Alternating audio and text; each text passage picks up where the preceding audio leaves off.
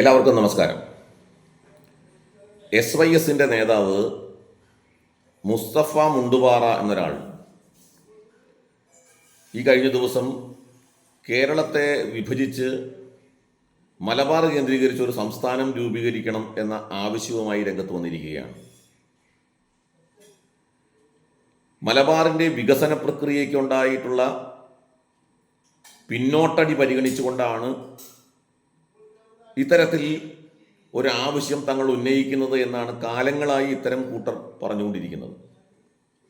ഇപ്പോൾ മുസ്തഫ മുണ്ടുപാറ പറയുന്നത് മലപ്പുറം ജില്ലയിൽ മലബാറിൽ പ്രത്യേകിച്ച് മലപ്പുറം ജില്ലയിൽ +1 സീറ്റുകളുടെ അപര്യാപ്തതയ്ക്ക് കാരണം മലബാറിനോടുള്ള അവഗണനയാണ്. അതുകൊണ്ട് മലബാർ കേന്ദ്രീകരിച്ച് ഒരു പുതിയ സംസ്ഥാനം വേണം. കേട്ടാൽ നമുക്ക് വലിയ തെറ്റൊന്നും തോന്നില്ല. വളരെ നിഷ്കളങ്കമായൊരാവശ്യം, മലബാറിനോടുള്ള അവഗണന അവസാനിക്കാൻ മലബാർ കേന്ദ്രീകരിച്ച് ഒരു പുതിയ സംസ്ഥാനം തന്നെ വേണം. ഇടയ്ക്ക് ഭരണസിരാ കേന്ദ്രം തന്നെ കോഴിക്കോട്ടേക്ക് മാറ്റണം എന്നൊരാവശ്യം ഇവരൊക്കെ ഉന്നയിച്ചിട്ടുണ്ട്. തിരുവനന്തപുരത്ത് നിന്ന് കോഴിക്കോട് ഒരു സെക്രട്ടേറിയറ്റിൻ്റെ ഒരു ബ്രാഞ്ച് ആരംഭിക്കണം എന്നൊക്കെ ഒരാവശ്യം ഇടക്കാലത്ത് ഇവർ ഉന്നയിച്ചിരുന്നു. അപ്പോൾ ഇത് തീർത്തും നിഷ്കളങ്കമായ ഒരാവശ്യമായിട്ട് നമുക്ക് കാണാൻ സാധ്യമല്ല. മലബാർ കേന്ദ്രീകരിച്ച് മുസ്ലിം ഭൂരിപക്ഷ സംസ്ഥാനമാണ് ഇവരുടെ ആത്യന്തിക ലക്ഷ്യം.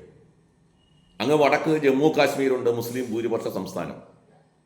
ഇങ്ങ് തെക്ക് സമുദ്രത്തോട് ചേർന്ന് മുസ്ലിങ്ങൾ ഭൂരിപക്ഷമായ ഒരു സംസ്ഥാനം വേണമെന്ന ആവശ്യം തീർത്തും നിഷ്കളങ്കമല്ല. ഇപ്പം ഈ വികസനത്തിൻ്റെ കാര്യത്തിലുള്ള അവഗണനയൊക്കെ പറയുമ്പോൾ മുസ്ലിം സംഘടനകൾക്ക് മാത്രം എന്തുകൊണ്ടാണ് ഈ ഒരു പരാതി? മലബാറിൽ ക്രിസ്ത്യൻ സംഘടനകളുണ്ട്, ക്രൈസ്തവരുണ്ട്, ഹിന്ദുക്കളുണ്ട് മലബാറിൽ. പക്ഷെ ഹിന്ദുക്കൾക്കോ ക്രിസ്ത്യാനികൾക്കോ മലബാറിൻ്റെ പ്രത്യേക സംസ്ഥാനം വേണം എന്നൊരാവശ്യം അവരാരും ഉന്നയിച്ചിട്ടില്ല. എന്നാൽ മുസ്ലിം സംഘടനകളാണ് ഈ ആവശ്യം ഉന്നയിക്കുന്നത്. ഇതെന്തുകൊണ്ടാണ്? അപ്പോൾ അത് തീർത്തും നിഷ്കളങ്കമാണ് എന്ന് കാണാൻ സാധ്യമല്ല. ഇതിപ്പോൾ മാത്രമല്ല, കഴിഞ്ഞ 2 വർഷങ്ങൾക്ക് മുമ്പ് മുസ്ലിം യൂത്ത് ലീഗ് കോഴിക്കോട് കേന്ദ്രീകരിച്ച് മലബാർ സംസ്ഥാനം രൂപീകരിക്കണം എന്നാവശ്യപ്പെട്ടിരുന്നു. അപ്പോൾ മലബാർ സംസ്ഥാനം എന്ന ആവശ്യത്തിന് കുറേ നാളുകളായിട്ടുള്ള പഴക്കമുണ്ട്. 1969 മലപ്പുറം ജില്ല രൂപീകരിച്ചപ്പോൾ അന്നത്തെ കേരള ഗാന്ധി കേളപ്പജി പറഞ്ഞത് മലബാറിൽ ഒരു കൊച്ചു പാകിസ്ഥാൻ രൂപപ്പെട്ടു എന്നാണ്. അപ്പോൾ മലബാറിൽ രൂപപ്പെട്ട പാകിസ്ഥാൻ ഇന്ന് മലപ്പുറം ജില്ലയായിരുന്നു അന്ന് എന്നുണ്ടെങ്കിൽ അത് മുഴുവൻ മലബാറിലും പാകിസ്ഥാനാക്കി മാറ്റാനുള്ള ഉദ്ദേശമാണോ എന്ന് സംശയിക്കണം നമ്മൾ. അപ്പോൾ തീർത്തും നിഷ്കളങ്കമല്ല അതിൻ്റെ പിന്നിലുള്ളത്. ഇവിടെ മലപ്പുറം ജില്ല രണ്ടാക്കി മാറ്റണം എന്ന് ഇടക്കാലത്ത് ആവശ്യം ഉന്നയിച്ചിരുന്നു. മലപ്പുറം ജില്ലയിൽ ജനസംഖ്യ കൂടുതലാണ്, അതുകൊണ്ട് മലപ്പുറം ജില്ല 2 വർദ്ധിപ്പിക്കണം. ഇങ്ങനെയാണ് ഇവർ, അതായത് ഒരു ഭാഗത്തെ കൂടി ജനസംഖ്യ വർദ്ധിപ്പിക്കുക, ജനസംഖ്യ വർദ്ധിച്ചു എന്ന കാരണം പറഞ്ഞിട്ട് കൂടുതൽ നിയോജക മണ്ഡലങ്ങൾ, കൂടുതൽ ജില്ലകൾ രൂപീകരിച്ച് അതിൻ്റെ അടിസ്ഥാനത്തിൽ പുതിയ സംസ്ഥാനം തങ്ങൾക്ക് വേണ്ടി സൃഷ്ടിക്കുക. ആസൂത്രിതമാണ് ഈ നീക്കം. സംഘടിതമായ ഒരു മതവിഭാഗം വിചാരിച്ചാൽ എന്തൊക്കെ നടത്താൻ സാധിക്കുമെന്നുള്ളതിൻ്റെ ഉദാഹരണമാണ് ഈ കാണുന്നത്.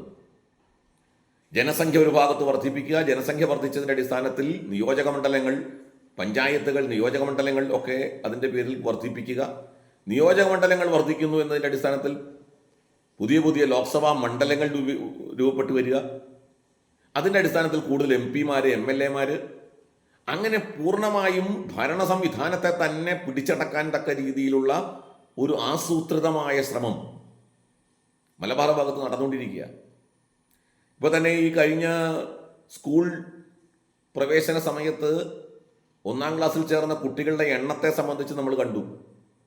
മറ്റ് ജില്ലകളിൽ ഉള്ള പ്രവേശനത്തിൽ ഉണ്ടായ കുട്ടികളുടെ എണ്ണത്തിൻ്റെ 3-4 ഇരട്ടി വിദ്യാർത്ഥികളാണ് മലപ്പുറം ജില്ലയിൽ പ്രവേശനത്തിന് ഉണ്ടായത്.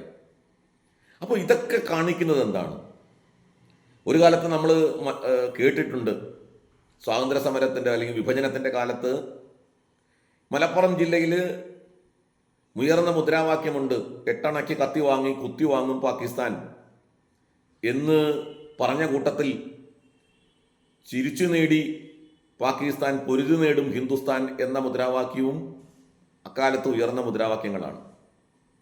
1946 പൊതുതെരഞ്ഞെടുപ്പ് നടന്നിരുന്നു നമ്മുടെ ഭാരതത്തിൽ. ഭാരതത്തെ വിഭജിക്കുന്നതിനെതിരായിട്ട് അന്ന് മഹാത്മാഗാന്ധിയുടെ നേതൃത്വത്തിലുള്ള ഇന്ത്യൻ നാഷണൽ കോൺഗ്രസ് ഒരാശയം മുന്നോട്ട് വെച്ചു. ഭാരതം ഒന്നായിട്ട് നിലനിൽക്കണം, ഭാരതത്തെ വെട്ടിമുറിക്കരുത്. ഈ ആശയത്തിൻ്റെ അടിസ്ഥാനത്തിൽ കോൺഗ്രസ് തെരഞ്ഞെടുപ്പിനെ നേരിട്ടു. എന്നാൽ മുസ്ലിം ലീഗ് ഭാരതത്തെ രണ്ടായി വെട്ടിമുറിച്ച് പാകിസ്ഥാൻ വേണം എന്ന ആശയത്തെ മുൻനിർത്തിക്കാണ് തെരഞ്ഞെടുപ്പിനെ നേരിട്ടത്. നമ്മൾ മനസ്സിലാക്കേണ്ടത്, അന്ന് മലപ്പുറത്ത് മുസ്ലിം സമുദായം മുസ്ലിം ലീഗിനെയാണ് വിജയിപ്പിച്ചത്, മുസ്ലിം ലീഗിനെയാണ് വോട്ട് നൽകിയത്. മുസ്ലിം ലീഗ് സ്ഥാനാർത്ഥിയാണ് അവിടെ വിജയിച്ചത്. ഭാരതം ഒന്നാകി നിലനിർത്തണം എന്നാവശ്യപ്പെട്ട ഇന്ത്യൻ നാഷണൽ കോൺഗ്രസിന്റെ സ്ഥാനാർത്ഥിയെ അവിടെ പരാജയപ്പെടുത്തി. അന്ന് അങ്ങനെ ആവശ്യപ്പെട്ട മുസ്ലിങ്ങൾ ആരും തന്നെ സ്ഥാനാർത്ഥിയായി മത്സരിച്ച് ജയിച്ച ആള് പാകിസ്ഥാനിൽ പോയി. പക്ഷെ ബാക്കിയുള്ള മുസ്ലിം സമൂഹവും അവരുടെ തലമുറയും പാകിസ്ഥാൻ വേണം എന്ന് ആവശ്യപ്പെട്ട ആ തലമുറയുടെ ആളുകൾ ഇന്നും മലപ്പുറത്തുണ്ട് എന്ന് നമ്മൾ മറന്നുകൂടാ. അപ്പോൾ അവരുടെ ജീനിൽ, അവരുടെ ചിന്താമണ്ഡലത്തിൽ പാകിസ്ഥാനം എന്ന ആശയത്തെ പിന്തുണച്ചതിൻ്റെ പാരമ്പര്യമുണ്ട്.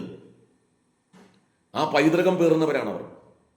അതുകൊണ്ട് ഈ ഒരു കാര്യത്തെ തീർത്തും നിസ്സാരമായി നമുക്ക് കാണാൻ സാധ്യമല്ല.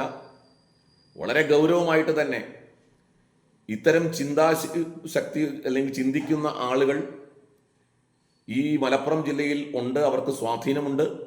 മലപ്പുറത്തെ മുഴുവൻ മുസ്ലിങ്ങളും അങ്ങനെ ചിന്തിക്കുന്നവരാണ് എന്ന് ഞാൻ കരുതുന്നില്ല. നാഷണലിസ്റ്റുകളായിട്ടുള്ള, ദേശീയതയോട് ചേർന്ന് നിൽക്കണം എന്നാഗ്രഹിക്കുന്ന, രാഷ്ട്രം ഒന്നാക്കി നിർത്തണം എന്നാഗ്രഹിക്കുന്ന മുസ്ലിം സമുദായമുണ്ട് മലപ്പുറത്ത്.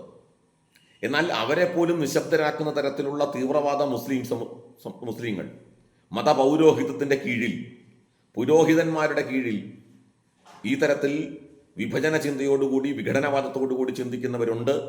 അവരെ കരുതിയിരിക്കണം. അവർക്കെതിരെയുള്ള ആ ജനകീയമായ ജാഗ്രത വളരെ ശക്തമായിട്ട് നിലനിർത്തണം.